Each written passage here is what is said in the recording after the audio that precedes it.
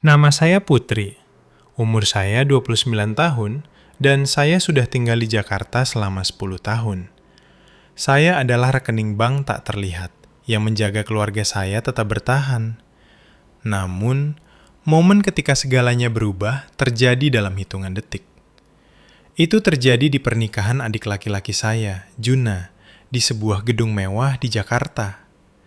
Ruangan itu penuh dengan bunga putih dan gelas kristal.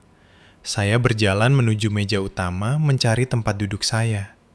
Citra, sang pengantin wanita, melangkah di depan saya. Dia tidak tersenyum. Dia mengarahkan jari dengan kuku yang dipoles rapi ke arah belakang ruangan, tepat di sebelah pintu besi ayun tempat para pelayan bergegas masuk membawa nampan makanan. Bau lemak sangat menyengat di sana. "Kamu tidak bisa duduk bersama kami, Putri," katanya. Suaranya rendah dan dingin. "Kamu tidak cocok dengan estetika kami. Kamu akan merusak foto-fotonya. Kamu bisa berdiri di belakang sana dekat dapur." Saya memandang Juna, adik saya, anak laki-laki yang utang-utangnya telah saya lunasi.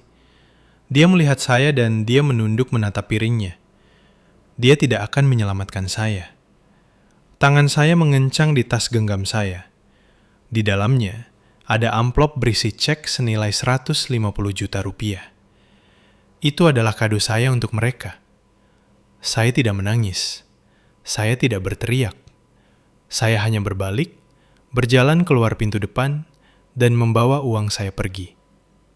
Namun, sebelum saya menceritakan bagaimana semuanya berbalik, sukai dan berlangganan, berikan komentar. Dari mana Anda menonton? Nama saya Putri. Umur saya 29 tahun. Pintu kayu berat dari gedung itu tertutup di belakang saya dengan bunyi klik yang lembut dan mahal. Itu adalah suara yang menutup kehangatan, musik, dan aroma kambing guling. Saya seketika sendirian di koridor. Tumit sepatu saya berbunyi di lantai marmer. Suara tajam yang kesepian yang menggema di langit-langit tinggi. Saya berjalan melewati gadis penjaga titipan jas yang mendongak dari ponselnya dan menatap saya dengan bingung. Saya tidak berhenti. Saya tidak bisa berhenti. Jika saya berhenti, saya mungkin akan berbalik. Saya mungkin akan meminta maaf. Saya mungkin pergi berdiri di dekat pintu dapur seperti adik yang baik dan menunggu pelayan mengasihani saya dengan segelas sampahnya hangat. Saya mendorong pintu kaca utama dan melangkah keluar ke malam Jakarta. Udara terasa lembab dan dingin. Hujan tidak deras, tapi stabil. Gerimis khas kota yang meresap ke dalam tulang. Saya tidak membawa payung. Saya tidak lari. Saya hanya berjalan. Saya membiarkan hujan mengenai wajah saya. Rasanya nyata. Rasanya lebih baik daripada kehangatan palsu di dalam aula itu. Mobil saya diparkir di tempat parkir tambahan, jauh dari tempat vale di mana SUV mewah dan sedan berbaris seperti kumbang yang mengkilap. Saya berjalan melewati G-Wagon putih milik ayah Citra. Saya berjalan melewati sebuah Jaguar klasik milik salah satu investor Juna. Saya terus berjalan sampai aspal berubah pecah-pecah dan tidak rata, sampai lampu jalan redup. Di sanalah mobil saya, Honda City abu-abu. Usianya sudah 8 tahun. Ada bercak karat yang mulai muncul di spatbor roda belakang. Bumpernya penyok karena tertabrak kereta belanja 3 tahun lalu. Saya tidak pernah memperbaikinya karena biaya asuransinya 5 juta rupiah. Dan bulan itu, Juna membutuhkan 5 juta rupiah untuk makan malam jejaring demi membuat klien terkesan. Jadi, saya mengendarai mobil penyok agar dia bisa membelikan stik untuk orang asing. Saya membuka pintu secara manual karena baterai remote kunci sudah mati 2 minggu lalu. Saya merosot ke kursi pengemudi. Kainnya dingin dan kaku. Mobil itu berbau kopi lama dan keset kaki yang lembab. Saya melemparkan tas saya ke kursi penumpang. Amplop itu, yang berisi cek 150 juta rupiah, merosot keluar dan mendarat di lantai. Saya menatapnya. 150 juta rupiah. Selembar kertas itu mewakili 2 tahun hidup saya. 2 tahun mengatakan tidak. Tidak untuk liburan. Tidak untuk baju baru. Tidak untuk pergi minum dengan rekan kerja. Tidak untuk memperbaiki mobil saya. Tidak untuk membeli sampo yang bagus. Saya menabung setiap sen, memasukkannya ke dalam rekening tabungan terpisah yang saya beri nama Pernikahan Juna.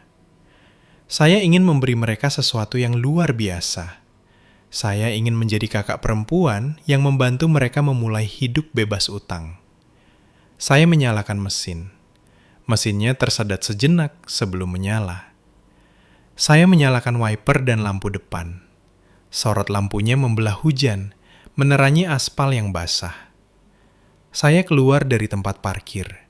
Ban saya mencipratkan air melalui genangan. Saat saya bergabung ke jalan tol yang gelap, keheningan mobil menyelimuti saya. Tanpa musik, tanpa suara, hanya bunyi ritmis ayunan wiper. Pikiran saya mulai melayang jauh dari pernikahan itu ke masa lalu. Saya mulai memikirkan tentang matematika. Hidup saya adalah serangkaian persamaan matematika yang tidak pernah seimbang untuk keuntungan saya. Saya melihat tangan saya disetir. Tangan itu kasar. Saya merawat kuku saya sendiri karena manikur harganya 300.000 rupiah. Kuku Citra sempurna, panjang dan dicat warna merah muda lembut. Siapa yang membayar itu? Saya ingat suatu Selasa malam 4 tahun lalu. Saya berusia 25 tahun. Saya bekerja sebagai analis junior dengan gaji yang lumayan, tapi tinggal di apartemen studio kecil untuk menghemat uang. Telepon saya berdering pukul 11 malam. Itu ibu saya. Suaranya tegang dan melengking. "Putri, syukurlah kamu mengangkatnya. Ini Juna. Dia dalam masalah." Jantung saya terasa jatuh. Apakah dia terluka? Tidak. Dia ada masalah dengan biaya kuliahnya. Dia lupa mengajukan dokumen untuk beasiswanya, dan tenggat waktunya sudah lewat. Jika dia tidak membayar 60 juta rupiah besok pagi, mereka akan membatalkan kelasnya. Dia tidak akan lulus. Putri, itu akan merusak masa depannya. 60 juta? Saya berbisik. "Bu, aku tidak punya uang sebanyak itu menganggur." "Kamu punya tabunganmu," katanya. "Itu bukan pertanyaan. Kamu selalu pandai mengatur uang. Kamu menabung semuanya. Juna tidak sepertimu. Dia seorang visioner. Dia tidak berorientasi pada detail. Tolong Putri, kami tidak mampu membayarnya sekarang. Asuransi rumah baru saja jatuh tempo. Kami akan membayarmu kembali, aku berjanji. Saya membayar." Saya pergi ke bank keesokan paginya dan mentransfer uangnya. Apakah mereka membayar saya kembali? Tidak. Apakah Juna berterima kasih kepada saya? Tidak. Ketika saya bertemu dengannya saat Lebaran, dia bercerita tentang betapa berat semesternya. Dia tidak pernah menyebutkan cek itu. Dia tidak pernah menyebutkan bahwa saya makan mie instan selama 3 bulan untuk membangun kembali tabungan itu. Saya mencengkeram setir lebih kencang. Buku jari saya memutih. Hujan turun lebih deras. Saya teringat peluncuran bisnisnya, startup teknologi Juna. Dia punya ide besar untuk sebuah aplikasi. Dia butuh modal. Ayah saya memanggil pertemuan keluarga. Kami duduk di sekitar meja makan. Meja mahoni yang tidak boleh saya gores. "Kita perlu mendukung Juna," kata ayah, menatap saya. "Dia butuh penjamin untuk pinjaman bisnis. Bank butuh seseorang dengan penghasilan tetap dan skor kredit yang baik. Itu kamu, Putri." "Kenapa ayah tidak bisa melakukannya?" tanya saya. "Aset ayah terikat di rumah," katanya cepat. "Dan kredit ibumu, ya, kamu tahu sendiri. Hanya kamu satu-satunya, Putri. Jika kamu tidak tanda tangan, mimpinya mati. Apakah kamu ingin menjadi alasan adikmu gagal?" Rasa bersalah. itu selalu menjadi senjata pilihan. Apakah kamu ingin menjadi alasan dia gagal? Jadi, saya tanda tangan. Saya mencantumkan nama saya pada pinjaman sebesar 750 juta rupiah. Saya menjadi penjamin. Saya mempertaruhkan masa depan finansial saya pada mimpi Juna. Dan apa yang saya dapatkan? Saya menjadi akuntan tak terlihat. Saya mengelola pembukuan karena Juna benci angka. Saya melihat pengeluarannya. Saya melihat makan malam klien yang menelan biaya 8 juta rupiah. Saya melihat perlengkapan kantor yang sebenarnya adalah iPad baru untuknya dan teman-temannya. Setiap kali saya mengungkitnya, dia akan memutar matanya. Tenang Putri, kamu harus mengeluarkan uang untuk menghasilkan uang. Kamu punya pola pikir kekurangan. Itulah sebabnya kamu hanya seorang analis dan aku seorang CEO. Pola pikir kekurangan. Saya tertawa keras di dalam mobil yang kosong. Itu adalah suara yang kering dan kasar. Saya memiliki pola pikir kekurangan karena sayalah yang memasok kelimpahan bagi semua orang. Saya adalah sumur yang terus mereka timba airnya, tanpa pernah bertanya apakah sumur itu mulai kering. Saya melihat ke kaca spion. Mata saya tampak lelah. Ada lingkaran hitam di bawahnya. Saya berusia 29 tahun, tapi malam ini saya merasa seperti 50 tahun. Saya keluar dari jalan tol dan berbelok ke lingkungan saya. Rumah-rumahnya semakin kecil. Halamannya semakin tidak terawat. Saya tinggal di sebuah kompleks bernama Gria Indah, yang merupakan nama bagus untuk deretan bangunan beton krem di dekat kawasan industri. Saya memarkir mobil saya di tempat yang ditentukan. Saya mengambil tas dan amplop dari lantai.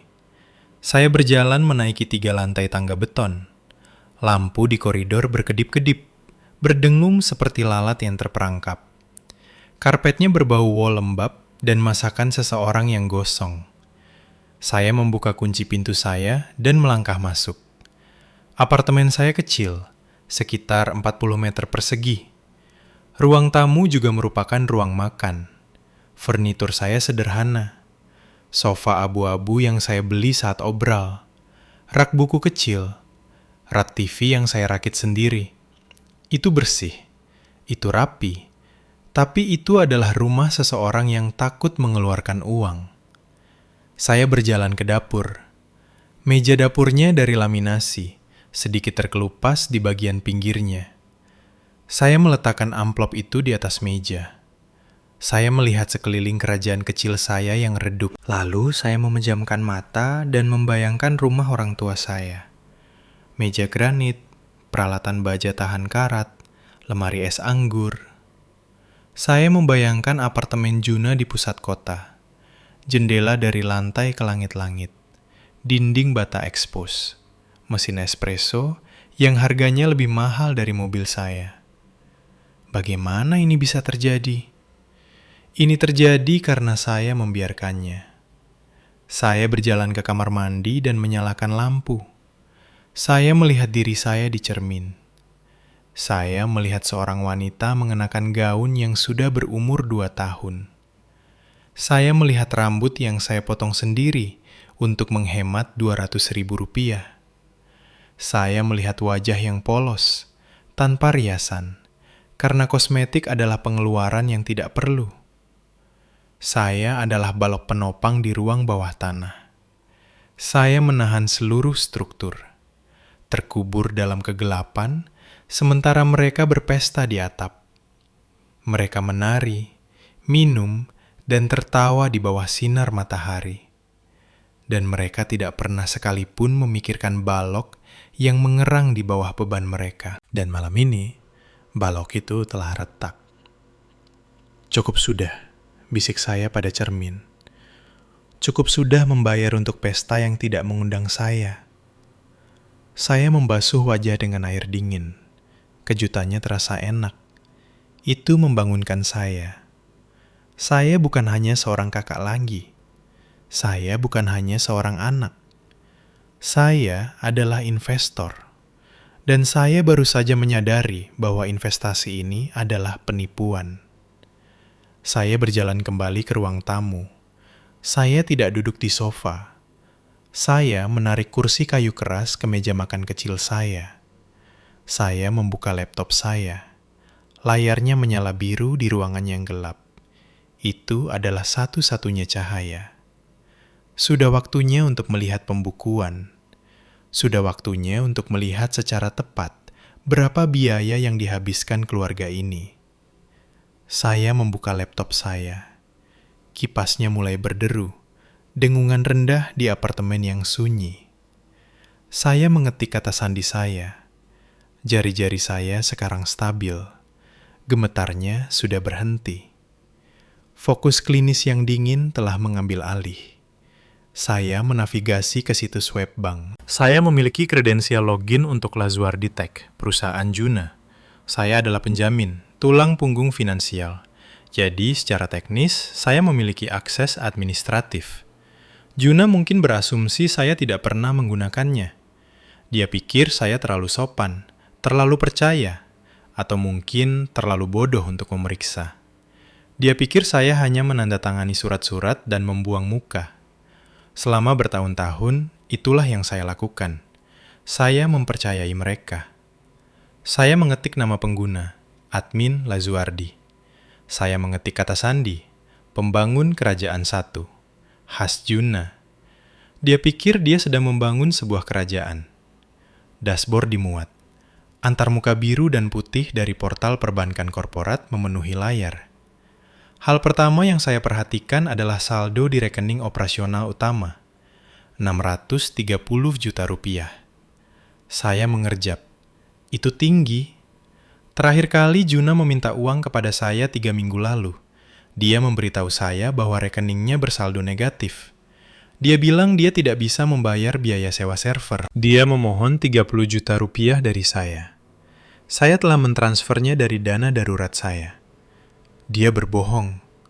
Saya merasakan sensasi dingin di tengkuk saya. Saya mengklik riwayat transaksi. Saya mengatur filter untuk 90 hari terakhir. Daftar itu muncul. Ratusan baris teks. Saya mulai membaca. Saya berharap melihat pengeluaran bisnis, biaya server, lisensi perangkat lunak, pembayaran pekerja lepas, mungkin biaya sewa kantor. Sebaliknya, saya melihat daftar belanja untuk liburan jutawan. 12 Mei, suite pengantin Jakarta, 65 juta rupiah. 14 Mei, dekorasi bunga mewah, 120 juta rupiah.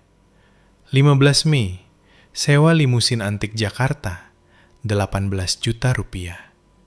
18 Mei, belanja pribadi butik mewah, 50 juta rupiah.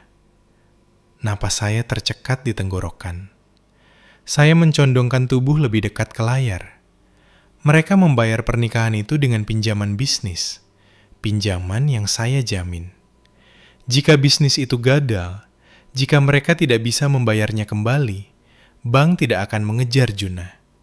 Dia tidak punya aset.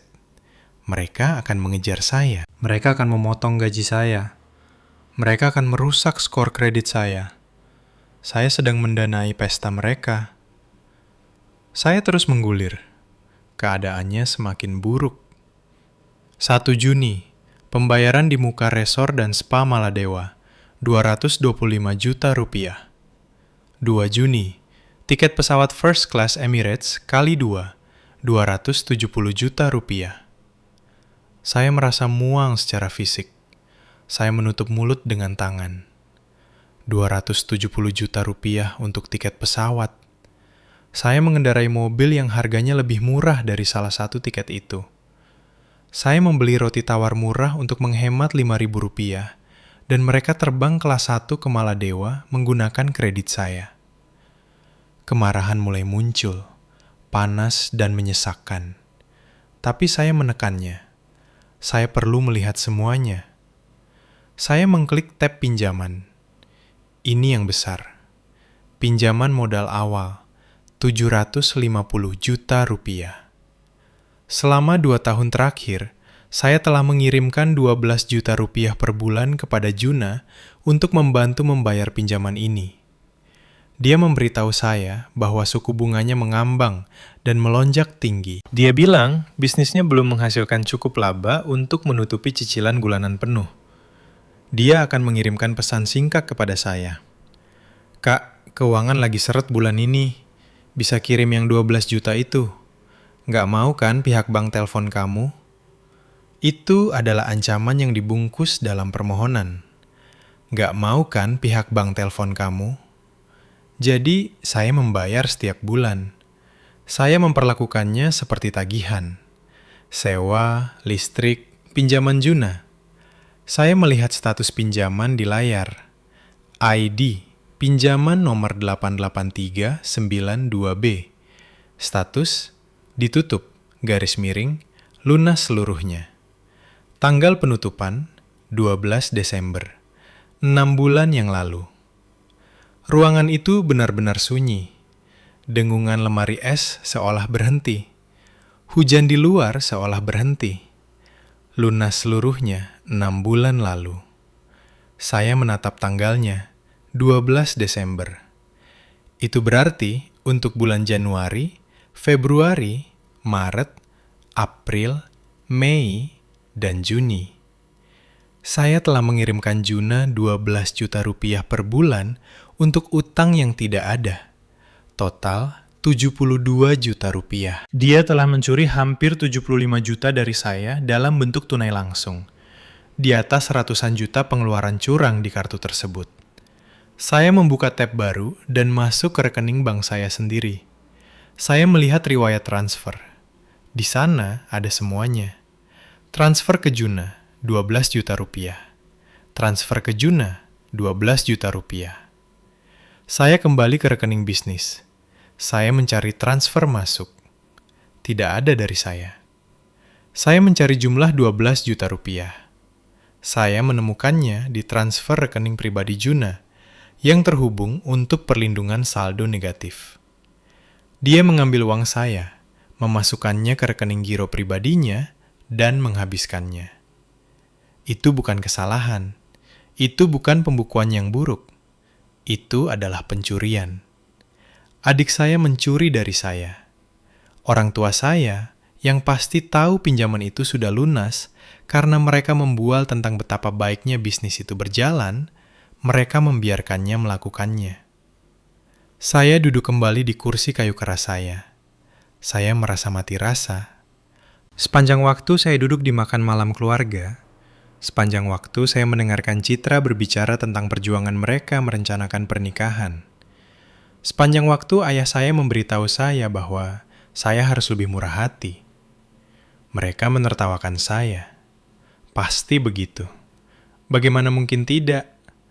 Saya adalah si bodoh yang berguna. Saya adalah angsa emas yang bertelur kapanpun mereka meminta.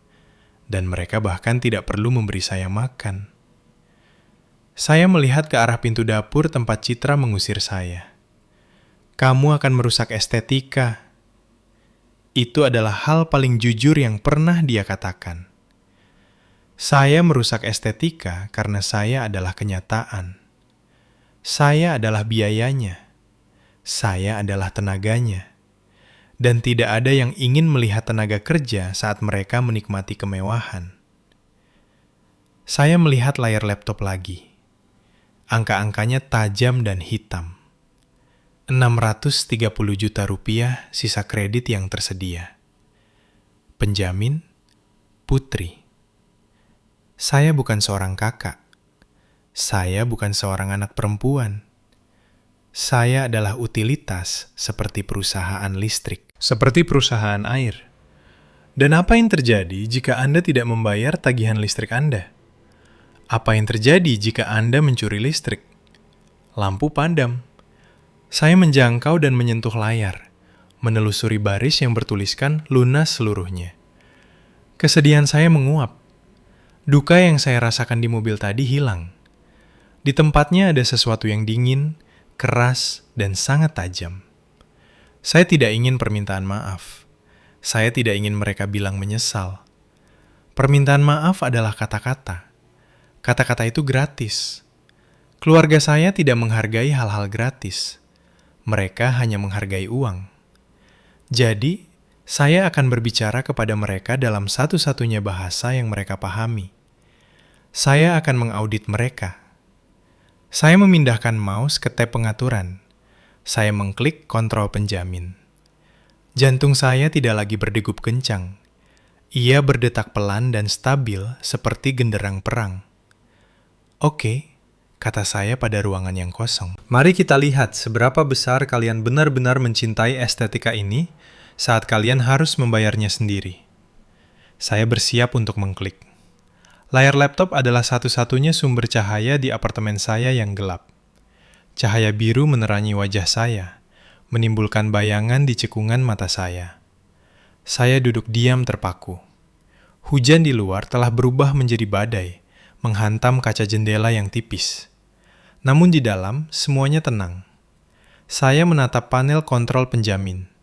Itu adalah halaman sederhana, hanya beberapa baris teks dan beberapa tombol geser. Tampak begitu membosankan untuk sesuatu yang begitu destruktif. Penjamin utama, Putri. Status liabilitas, 100%. Hak administratif, penuh. Di bawah nama saya, ada bagian berjudul otorisasi dan keamanan. Dan di sana, dalam teks merah, ada tautan. Batalkan status penjamin dan bekukan lini kredit. Saya mengarahkan kursor mouse ke atasnya. Panah putih kecil berubah menjadi tangan yang menunjuk. Otak saya mulai memainkan trik pada saya. Itu adalah pemrograman lama. Pemrograman sebagai kakak yang baik. Jangan lakukan itu, Putri. Ini minggu pernikahannya. Ini kejam. Dia adikmu. Dia melakukan kesalahan. Ayah dan ibu akan hancur. Kamu akan menghancurkan keluarga. Saya berhenti sejenak. Tangan saya tertahan. Saya berpikir tentang Lebaran tahun lalu. Saya telah memberi semua orang hadiah yang dipikirkan matang-matang. Saya membelikan ibu syal kasmir yang dia inginkan. Saya membelikan ayah pemutar piringan hitam antik. Saya membelikan Juna jam tangan pintar.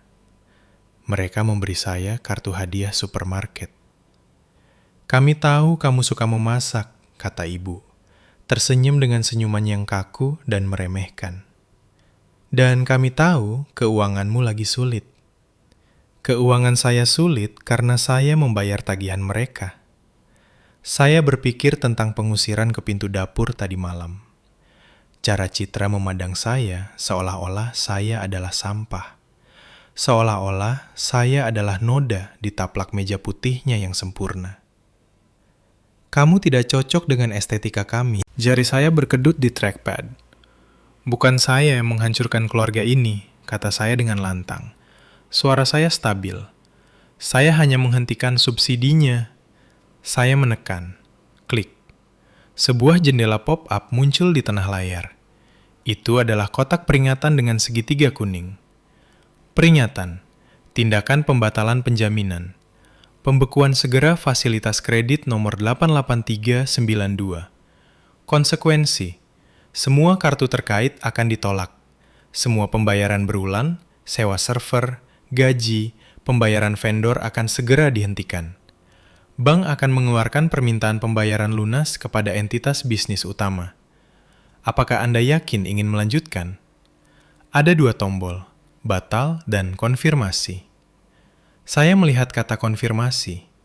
Jika saya mengklik ini, kartu kredit Juna yang saat ini membayar sampahnya di Jakarta dan villa di Maladewa akan berhenti berfungsi. Server yang menghost aplikasinya akan mencoba mendebit kartu besok pagi untuk biaya bulanan. Tagihan itu akan ditolak. Perusahaan penyedia server tidak main-main. Mereka akan mematikan server dalam hitungan jam.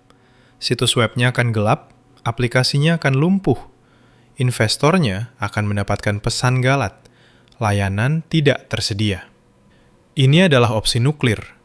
Namun kemudian saya melihat tab yang masih saya buka di latar belakang. Pinjaman lunas seluruhnya, 12 Desember. Transfer ke Juna, 12 juta rupiah. Dia mencuri dari saya. Dia menatap mata saya dan mencuri dari saya bulan demi bulan. Dia tidak membuat kesalahan. Dia membuat pilihan. Saya menggerakkan kursor ke konfirmasi. Saya tidak menghentak tombol itu. Saya tidak menangis.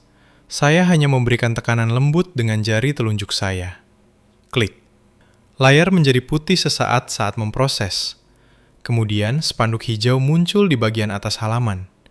Berhasil. Status penjamin dicabut. Aset dibekukan. Notifikasi telah dikirim. Selesai.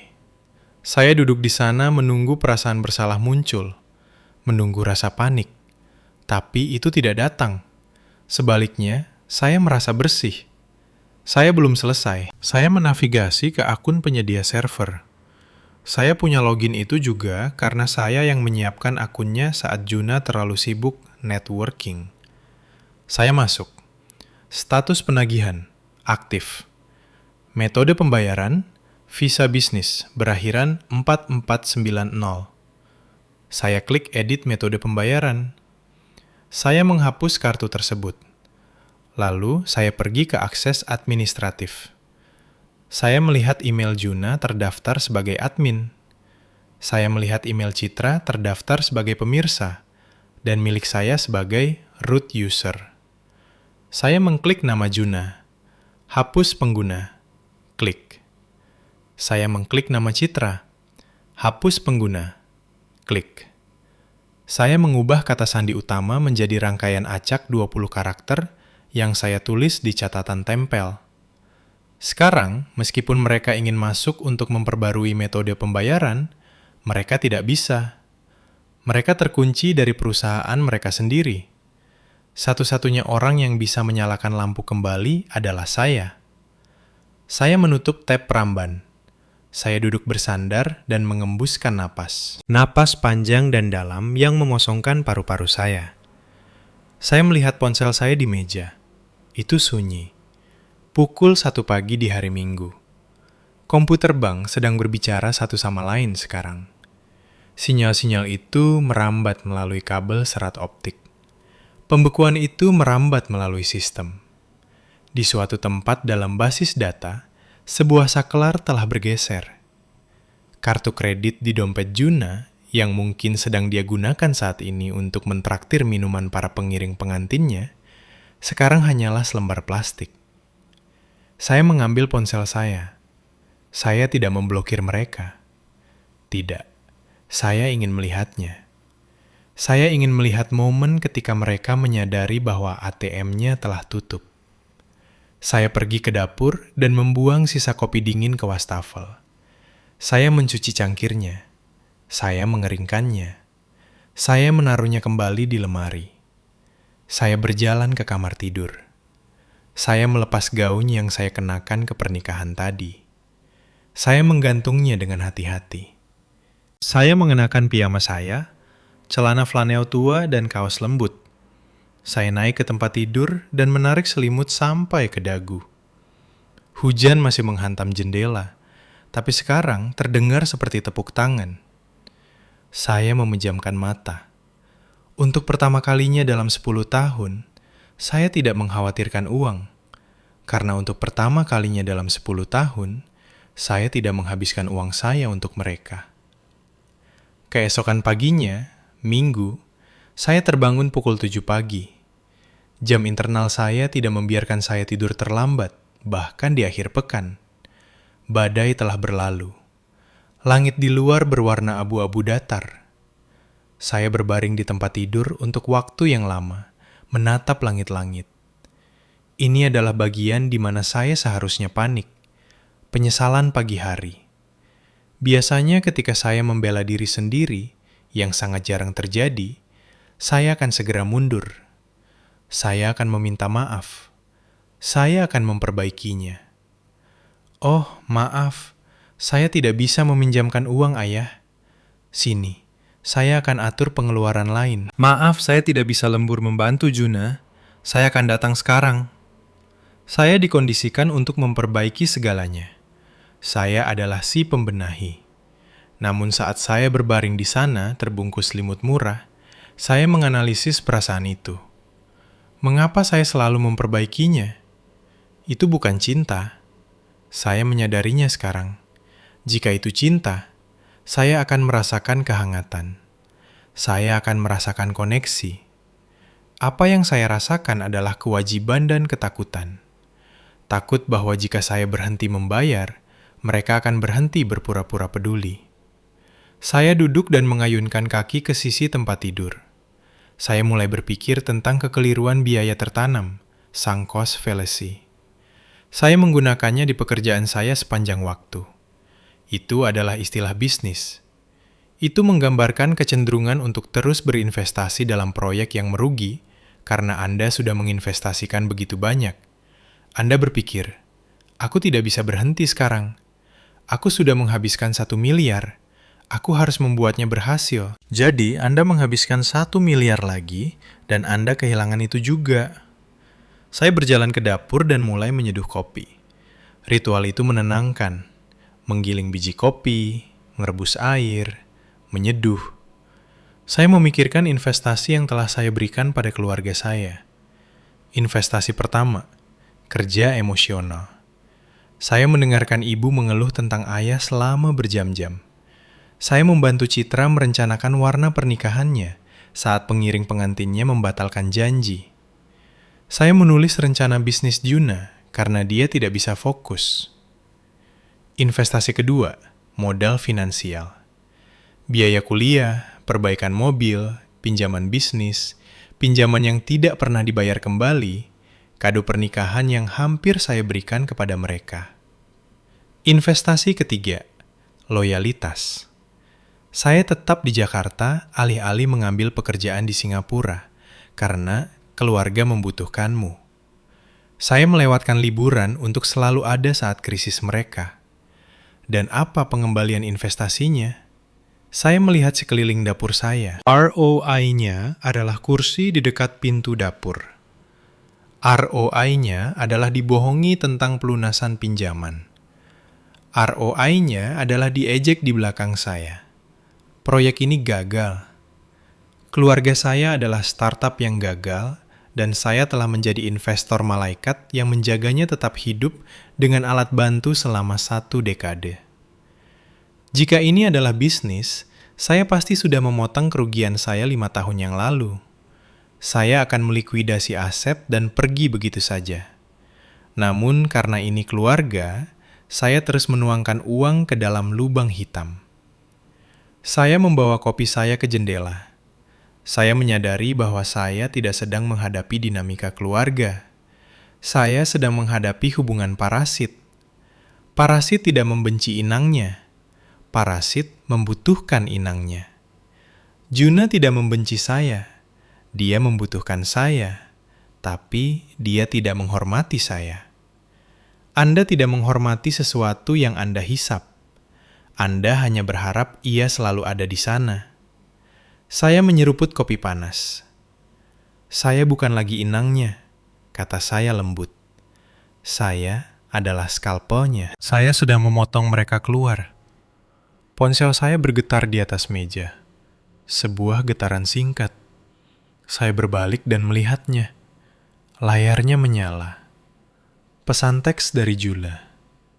Woi, kartu ditolak pas sarapan di hotel. Aneh. Bisa cek login, Bang? Mungkin cuma pemicu penipuan atau semacamnya. Perbaiki secepatnya. Citra lagi bete. Saya menatap pesan itu. Perbaiki secepatnya. Bukan selamat pagi. Bukan maaf soal tadi malam. Bukan apa kamu baik-baik saja. Hanya perbaiki. Dan Citra lagi bete. Dia belum tahu. Dia pikir itu hanya gangguan sistem. Dia pikir saya masih karyawannya. Saya tidak membalas. 5 menit kemudian, getaran lain. Pesan dari Juna. Putri, jawab dong. Kartunya mati. Aku coba yang satunya juga sama. Malu-maluin. Login dan buka blokirnya. Saya menyeruput kopi lagi. Rasanya lezat. 10 menit kemudian, telepon mulai berdering. Panggilan masuk. Ayah. Saya membiarkannya berdering. Saya melihat nama itu berkedip di layar. Ayah. Pria yang menyuruh saya menandatangani pinjaman karena saya adalah orang yang bertanggung jawab. Pria yang melihat saya mengendarai mobil penyok sementara dia minum anggur mahal. Deringnya berhenti. Lalu segera mulai lagi. Panggilan masuk. Juna. Dia mulai panik sekarang. Tagihan sarapan ada di depannya, dan plastiknya tidak berguna. Saya mengambil ponsel itu. Saya tidak menjawabnya. Saya menekan tombol senyap dan meletakkannya menghadap ke bawah di meja. Saya tidak akan berdebat dengan mereka. Saya tidak akan menjelaskan diri saya sendiri. Saya sudah berbicara. Bahasa saya adalah spanduk otorisasi dicabut. Saya pergi ke lemari dan mengambil celana jeans dan sweater. Saya berpakaian perlahan. Saya punya rencana hari ini. Saya akan pergi ke toko buku. Saya akan membeli buku, sampul keras, baru, dengan harga penuh. Lalu saya akan pergi ke kafe yang bagus, memesan makan siang mewah, dan membaca. Saya akan menghabiskan Rp750. Untuk diri saya sendiri. Dan itu akan menjadi uang terbaik yang pernah saya habiskan. Saat saya melangkah keluar pintu, ponsel bergetar lagi. Saya mengunci pintu di belakang saya. Biarkan saja mereka menelpon. Banknya sudah tutup. 3 hari. Butuh tepat 3 hari bagi kenyataan untuk menghantam mereka. Saya pergi bekerja pada Senin pagi seperti hantu.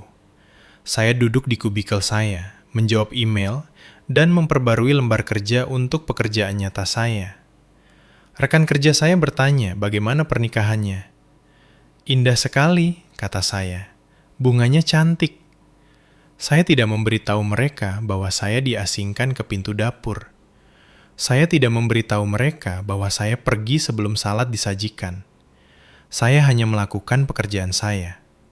Saya merasakan ketenangan yang aneh, seperti mata badai. Saya tahu badai sedang berputar di sekitar saya. Tetapi di dalam radius kesunyian kecil saya, udaranya diam.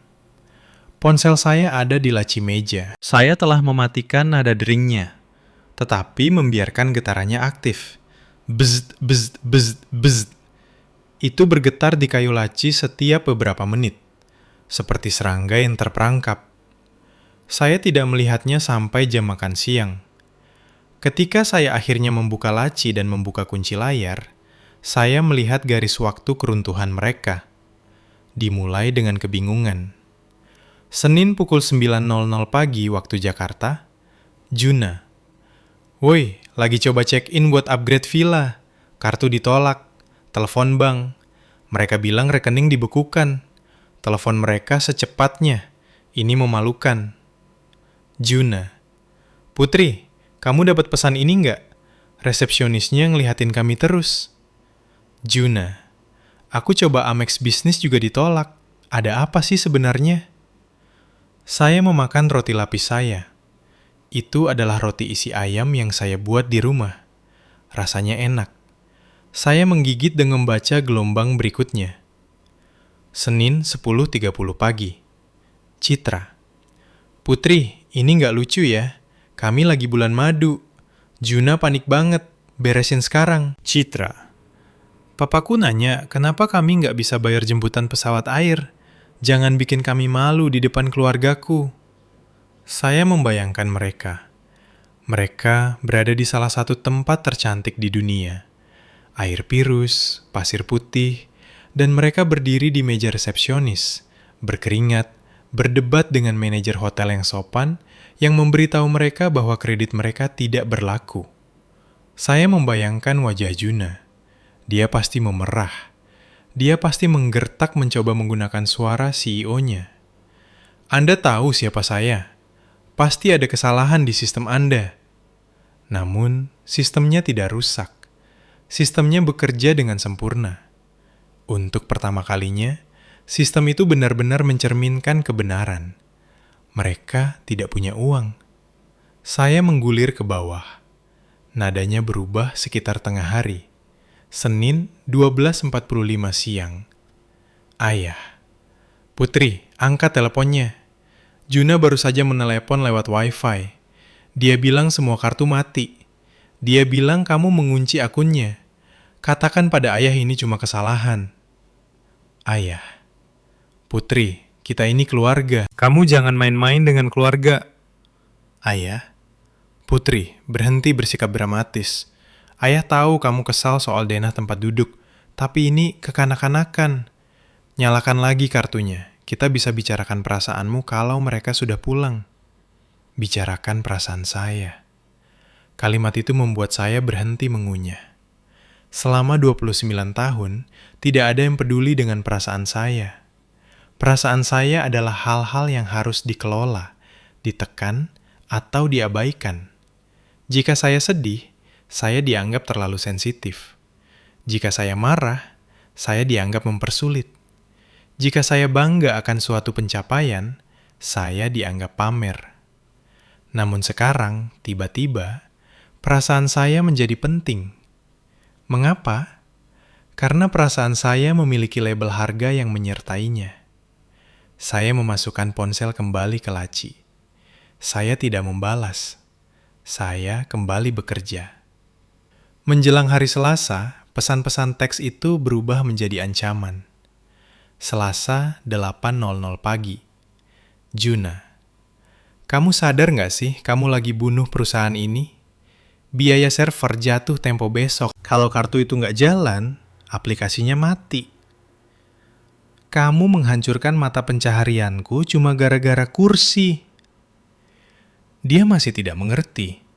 Dia pikir ini tentang kursi. Dia pikir ini adalah tantangan emosional. Dia tidak menyadari bahwa ini adalah audit. Saya pulang Selasa malam. Apartemen saya sunyi. Saya duduk di sofa dengan secangkir teh. Saya membuka laptop, tetapi bukan untuk memperbaiki apapun. Saya membukanya untuk melihat. Saya masuk ke email pribadi saya. Saya telah menyiapkan peringatan untuk akun bisnis bertahun-tahun lalu. Peringatan, pembayaran tagihan AWS gagal. Peringatan, pembayaran Google Workspace gagal. Peringatan, pembayaran Slack Enterprise gagal. Kartu domino mulai berjatuhan. Saya menyeruput teh saya. Kemudian ponsel saya berdering. Itu ibu saya. Saya menatapnya. Biasanya ketika ibu menelpon, saya merasakan kecemasan. Apa kesalahan yang saya perbuat? Apa yang mereka butuhkan? Hari ini saya hanya merasa ingin tahu. Saya menjawab. Halo Putri, suaranya melengking. Dia menangis. Tega sekali kamu. Bagaimana kamu bisa melakukan ini pada adikmu? Dia terdampar. Dia bahkan tidak bisa membeli makan malam. Dia punya tiket pulang, kata saya dengan tenang. Dan saya yakin Citra punya kartu kredit.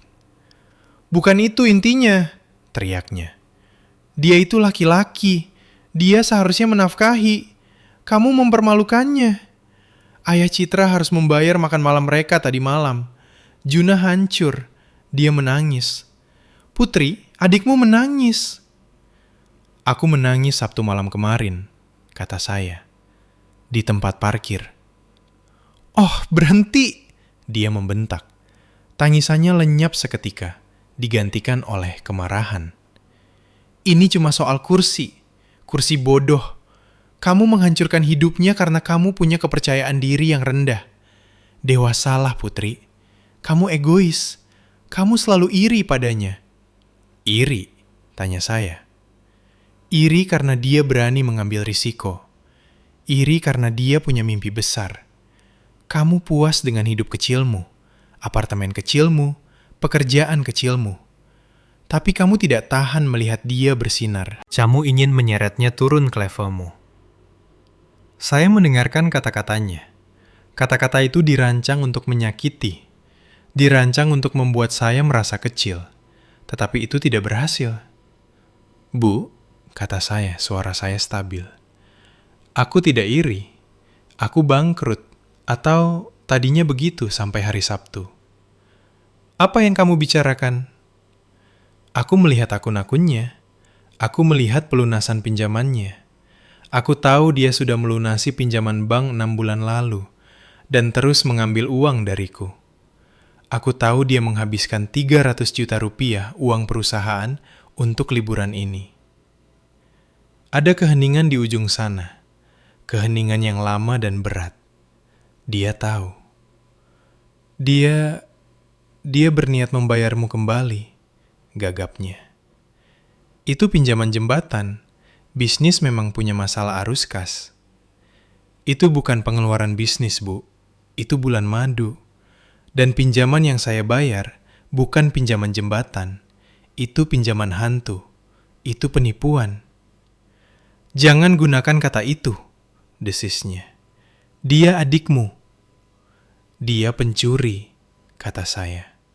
Dan ibu adalah komplotannya. Jika kamu tidak memperbaiki ini, katanya, suaranya turun menjadi nada rendah yang berbahaya. Jangan harap datang saat Lebaran nanti. Jangan harap datang saat Natal. Kamu akan dianggap mati bagi kami. Saya melihat sekeliling apartemen saya yang tenang. Saya melihat hujan di jendela. Saya memikirkan hari raya. Saya di dapur memasak selama 12 jam sementara mereka menonton TV. Saya mencuci piring sementara mereka makan kue. Saya mendengarkan mereka membual tentang kesuksesan Juna. Oke, kata saya. Apa? Oke, ulang saya. Aku tidak akan datang. Kamu menggertak. Kamu tidak punya tempat lain untuk pergi. Kamu tidak punya siapa-siapa. Aku punya diriku sendiri, kata saya. Dan aku punya uangku. Saya menutup telepon. Saya duduk di sana untuk waktu yang lama memegang ponsel. Tangan saya sedikit gemetar, tapi bukan karena takut, melainkan karena adrenalin. Saya telah melakukannya. Saya telah mengatakan hal yang seharusnya tidak pernah saya katakan. Saya memeriksa email lagi. Peringatan. Pemberitahuan penangguhan server Lazuardi Tech. Lampu-lampu padam di Maladewa. Lampu-lampu padam di Jakarta. Dan untuk pertama kalinya dalam hidup saya tidak terburu-buru mencari senter. Saya hanya duduk di kegelapan menikmati kedamaian. Rabu tiba. Kesunyian dari ponsel saya terasa lebih berat sekarang. Mereka telah menghentikan pesan teks yang panik. Sekarang mereka sedang menyusun strategi. Mereka mungkin sedang berbicara dengan pengacara. Atau mungkin mereka hanya menunggu saya hancur. Saya mengambil cuti pribadi dari pekerjaan. Saya perlu berpikir. Saya berkendara ke sebuah taman di tepi pantai. Hujan telah berhenti dan matahari mencoba menembus awan abu-abu. Saya duduk di bangku dan melihat kapal feri menyeberangi teluk. Saya mulai berpikir tentang istilah anak kaca. Saya pernah membacanya di sebuah artikel. Itu mengacu pada saudara dari anak yang menuntut banyak perhatian, biasanya karena penyakit atau disabilitas. Orang tua melihat menembus anak yang sehat untuk merawat yang membutuhkan. Anak yang sehat menjadi terbuat dari kaca. Ada tetapi tidak terlihat. Namun di keluarga saya, Juna tidak sakit. Dia tidak cacat. Dia hanya berisik. Dia penuntut. Dia adalah protagonisnya. Sejak kami kecil, Juna adalah karakter utamanya.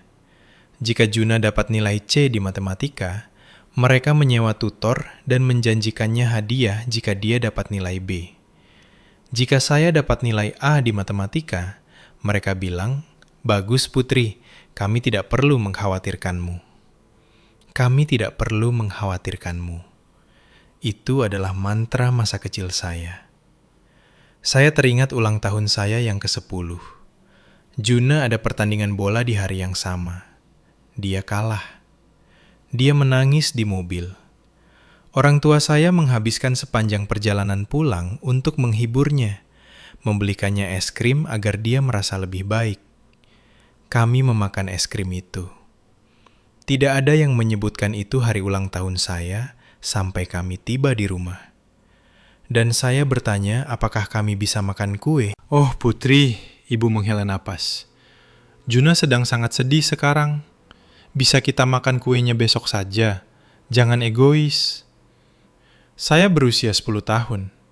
Saya belajar saat itu. Kebutuhanmu adalah nomor 2 setelah suasana hatinya. Saya ingat kelulusan SMA. Saya adalah lulusan terbaik. Saya memberikan pidato. Juna putus kuliah di bulan yang sama untuk mencari jati diri. Di acara makan malam kelulusan saya, percakapan bukan tentang nilai saya atau masa depan saya. Itu tentang perjalanan berani Juna dan bagaimana dia akan mendisrupsi industri. Saya duduk di sana dengan topi dan jubah wisuda, memakan ayam saya, mengangguk setuju. Saya adalah infrastruktur.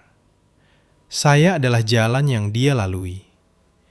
Jalan tidak seharusnya memiliki kebutuhan.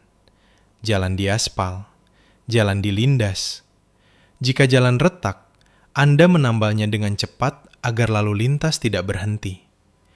Namun saya bukan sekedar jalan. Saya adalah manusia.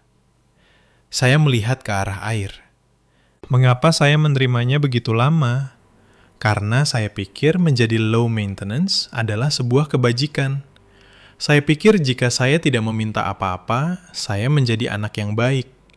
Saya pikir jika saya menyelesaikan masalah, saya menjadi orang yang berguna. Saya mengira kegunaan adalah cinta.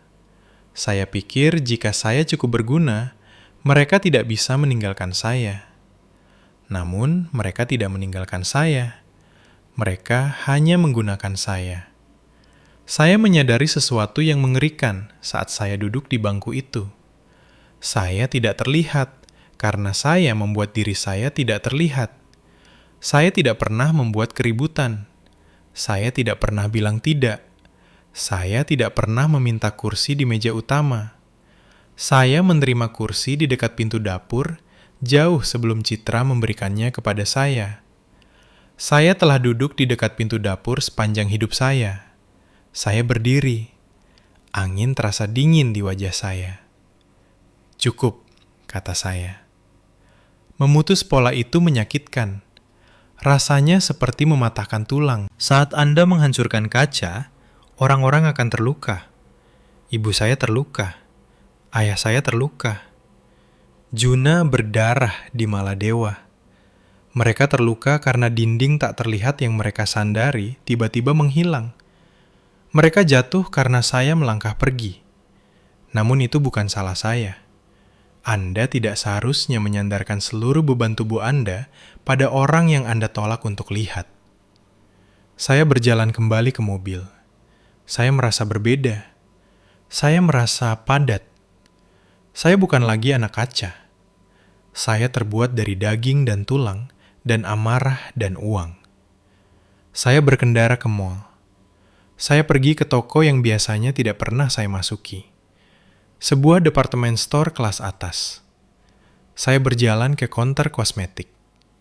Ada yang bisa saya bantu? Tanya wanita itu.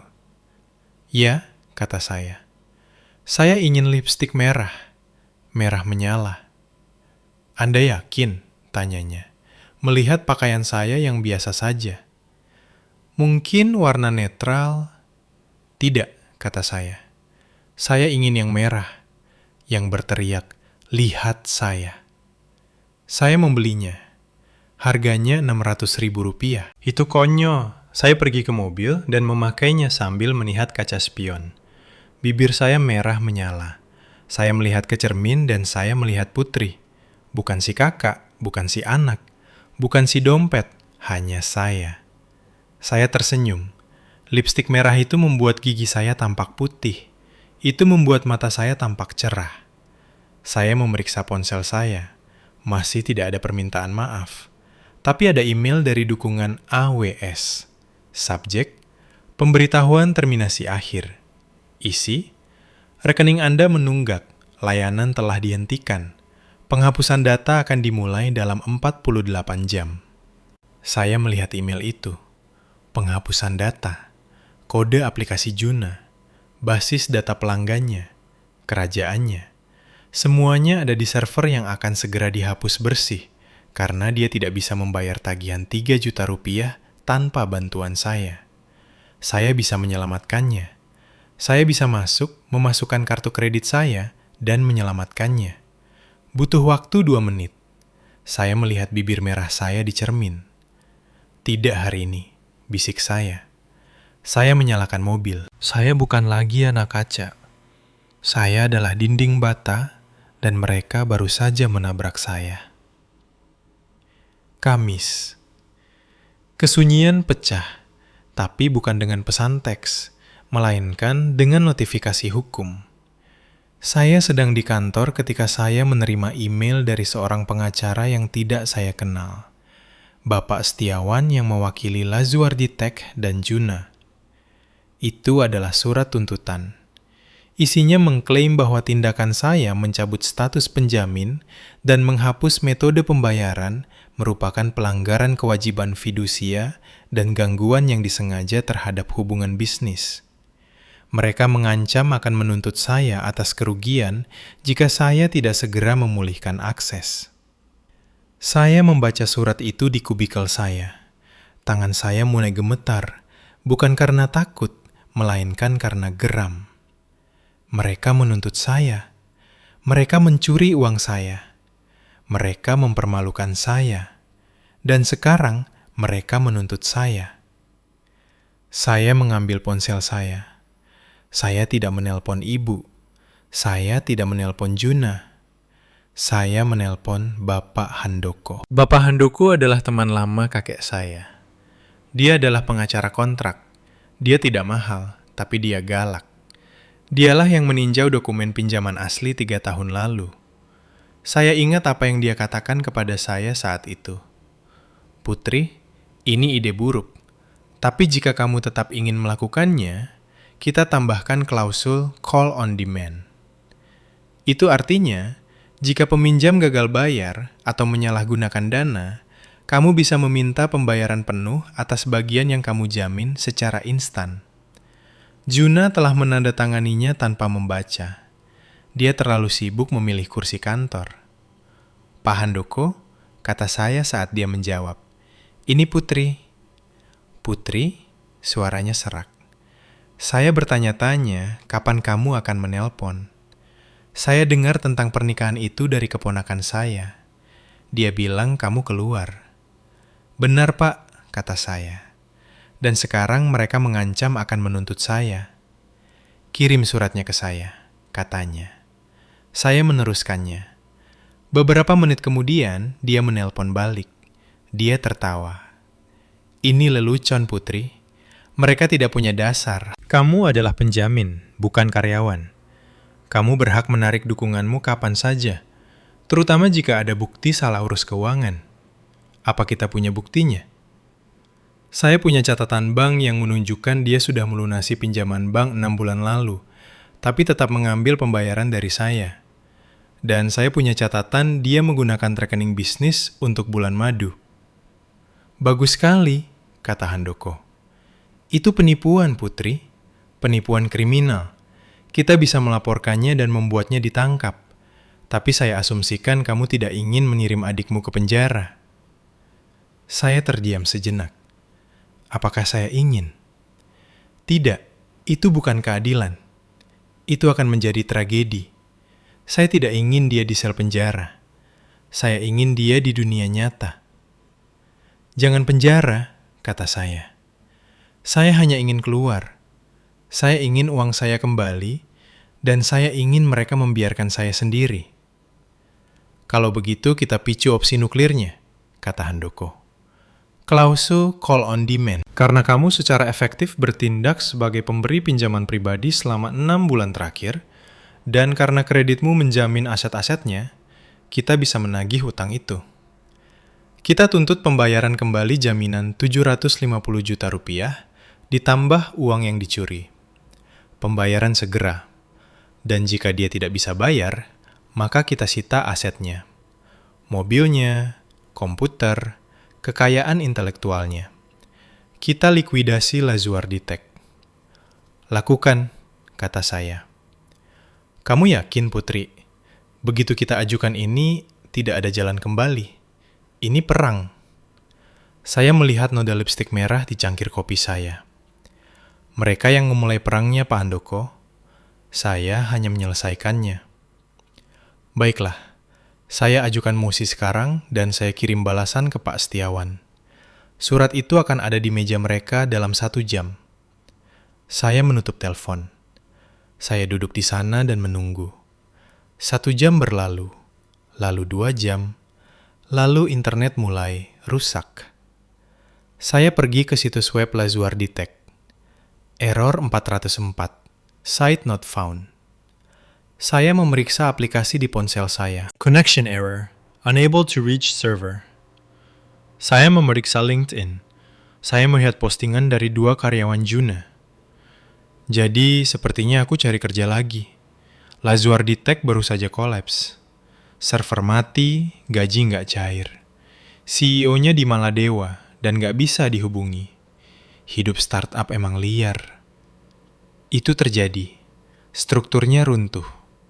Tanpa kredit saya untuk mendukungnya, bank mencabut dukungan. Tanpa bank, vendor berhenti bekerja. Tanpa vendor, produk itu lenyap.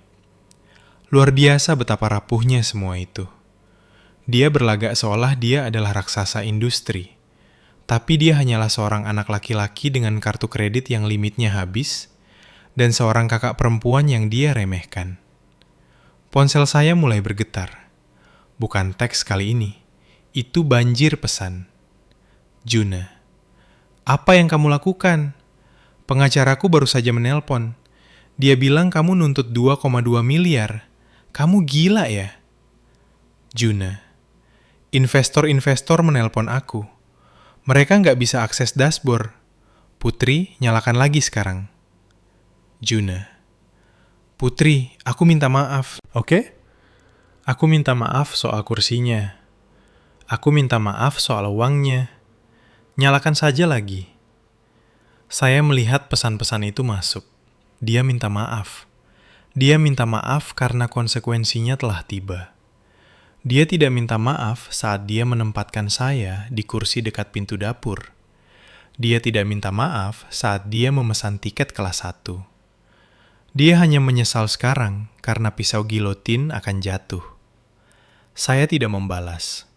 Saya membiarkan Pak Handoko yang berbicara.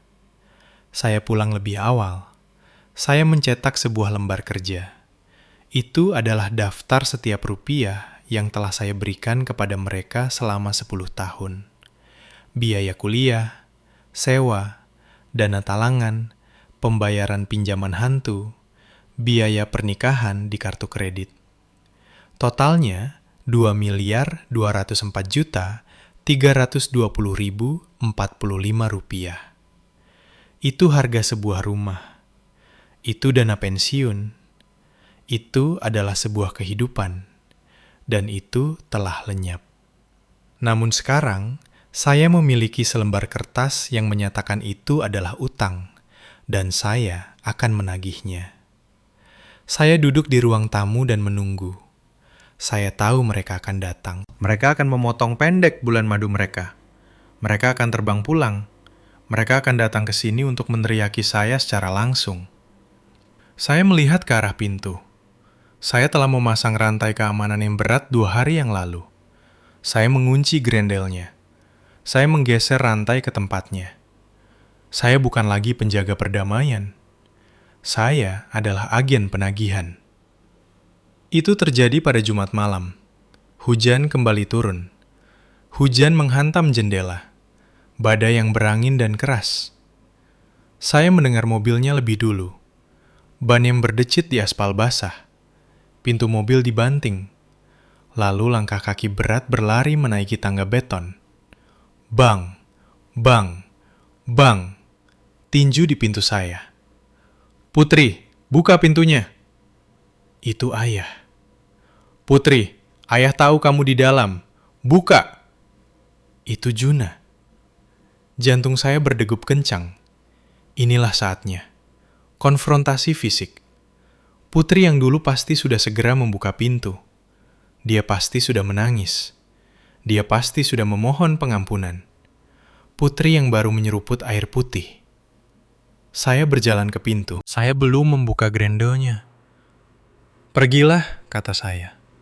Suara saya tenang, tapi cukup keras untuk terdengar melalui kayu. "Buka pintunya, Putri!" teriak Juna. Dia terdengar tidak terkendali. "Kamu menghancurkan segalanya. Investor-investor menarik diri. Perusahaan mati. Kamu dengar? Mati!" "Aku tahu," kata saya. "Aku yang membunuhnya." Ada keheningan yang terkejut. Kamu, suara Citra. Dia ada di sana juga. "Kami harus terbang pulang pakai kelas ekonomi. Kamu tahu betapa memalukannya itu. Kami harus pinjam uang papaku buat keluar dari pulau itu." "Bagus," kata saya. "Sekarang kamu tahu rasanya butuh pinjaman." "Putri, buka pintu ini sekarang juga," kata ibu saya. Suaranya yang paling menakutkan. Itu adalah suara ibu yang menuntut kepatuhan. "Kita perlu bicarakan ini seperti keluarga." "Kita bukan keluarga," kata saya. "Kita adalah pengaturan bisnis dan kontraknya sudah diputus." "Buka pintunya!" Juna membenturkan bahunya ke pintu. Kayunya mengerang. Saya membuka grendelnya. Saya membuka pintu, tapi rantai pengaman menahannya kuat. Pintu hanya terbuka sekitar 10 cm. Saya melihat mereka melalui celah itu. Mereka tampak mengerikan. Juna tidak bercukur, mengenakan pakaian linen kusut dari resort. Wajahnya merah dan bengkak. Rambut Citra berantakan, riasannya luntur. Dia tampak basah dan kedinginan. Ayah dan ibu tampak tua. Mereka tampak ketakutan. Mereka melihat saya. Saya mengenakan sweater bersih. Rambut saya disisir rapi. Saya memakai lipstik merah. Saya melihat mereka melalui celah. "Putri," kata ayah, melangkah maju. "Lepaskan rantainya. Biarkan kami masuk. Kita bisa perbaiki ini. Kamu bisa telepon pengacaramu. Kamu bisa tarik tuntutannya." "Tidak," kata saya.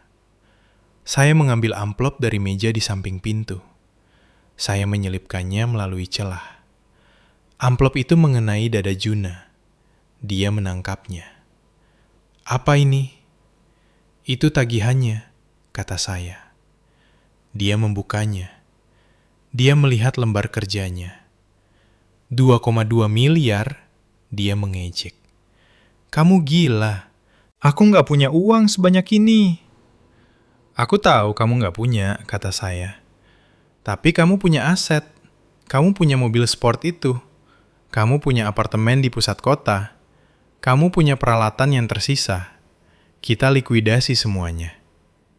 "Kamu mau ambil mobilku?" Juna menatap saya dengan ngeri yang nyata. "Tapi kamu kan kakakku." "Bukan," kata saya. Saya menatap matanya langsung. "Aku bukan kakakmu sekarang. Aku pemberi pinjamanmu, dan kamu gagal bayar." "Putri, tolong." Ibu terisak. Dia menjangkau melalui celah, mencoba menyentuh lengan saya. "Jangan lakukan ini. Kami menyayangimu." Saya menarik diri. Jari-jarinya hanya menggapai udara kosong. "Kalian tidak menyayangiku," kata saya pelan. "Kalian sayang karena aku membayar semuanya. Kalian sayang karena aku memperbaiki semuanya. Kalian sayang karena aku tidak mengeluh. Tapi kalian tidak menyayangiku.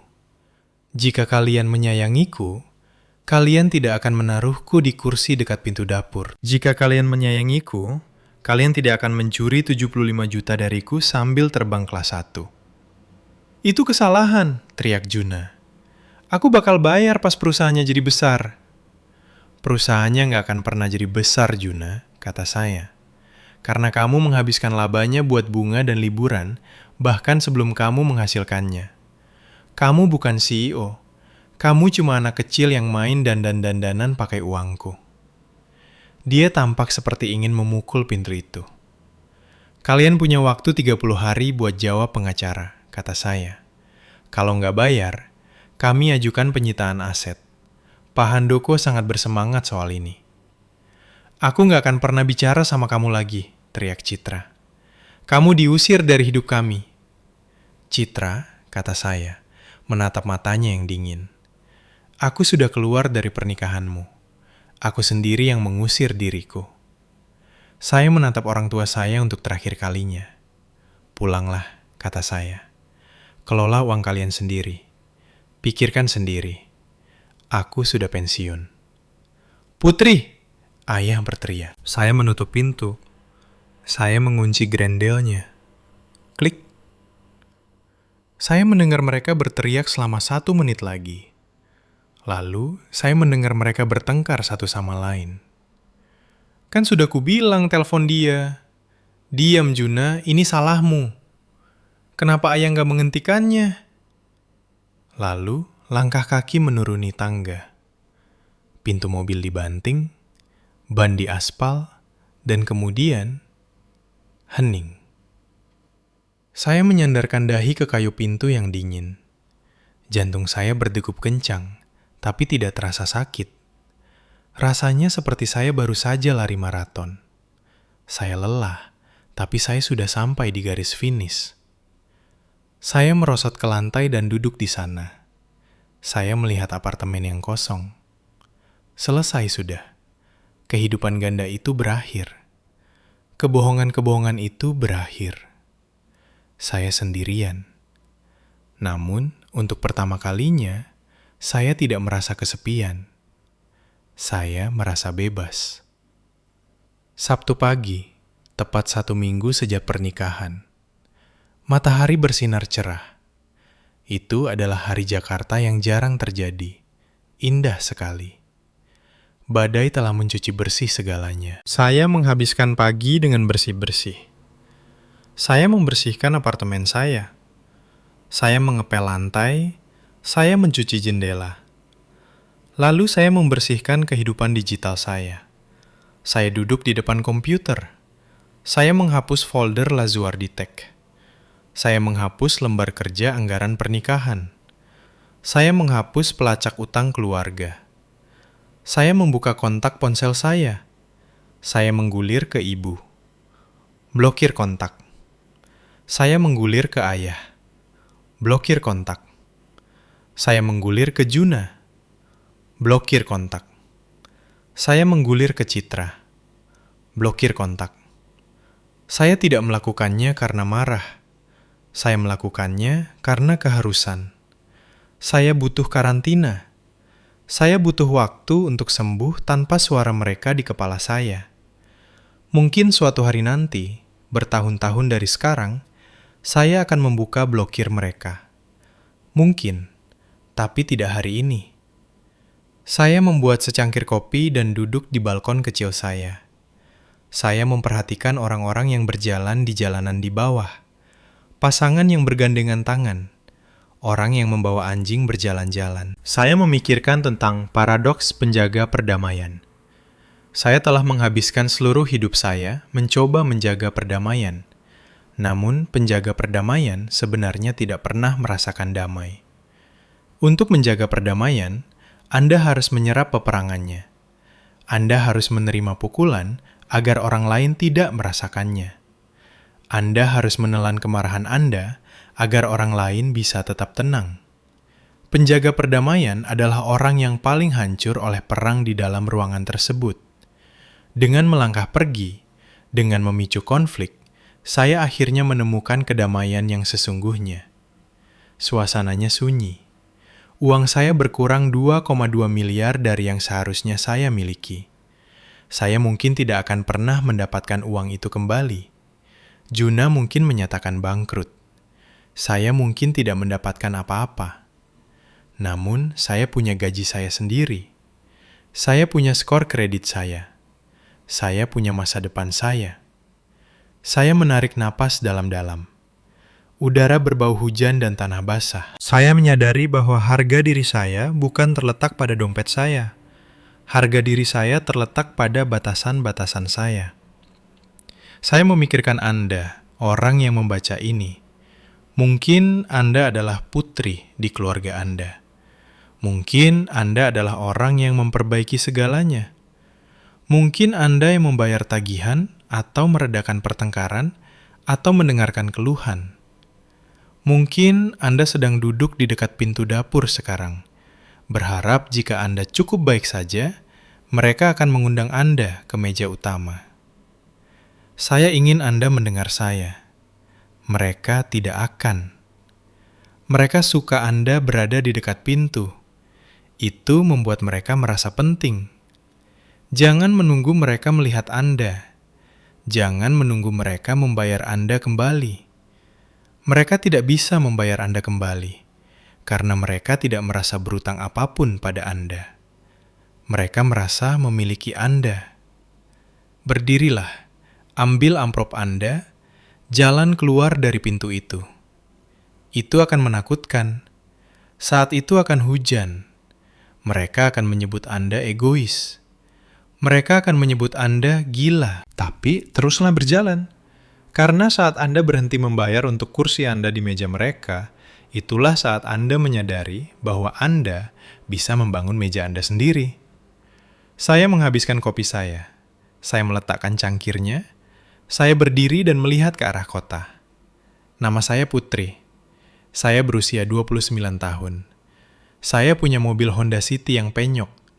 Saya punya apartemen kecil dan untuk pertama kalinya dalam hidup saya memiliki diri saya sendiri. Dan itu sudah cukup.